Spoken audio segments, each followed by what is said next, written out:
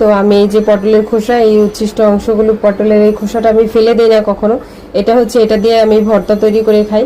তো এই পটলের খোসা কিন্তু সরিষা দিয়ে বা কালো জিরা দিয়ে ভর্তা করলেও খুব মজার হয়ে থাকে।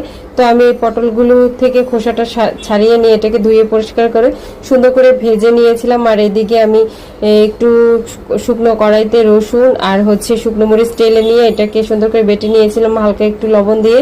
আর হচ্ছে সাথে সরিষাটাও ভালো করে একটু বেটে নিয়েছিলাম, কারণ এই ঝালটা যে যেভাবে খেতে পছন্দ করেন ওইভাবে দিবেন।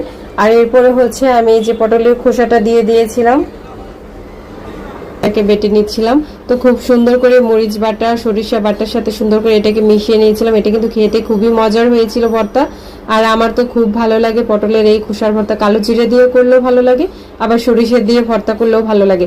তো ভর্তা করার পর সবসময় কিন্তু আমি এই বাটনাতে ভাতটা মেখে খাই, এটা কিন্তু আমার ছোটবেলাকার অভ্যাসই। আমার মাকেও দেখতাম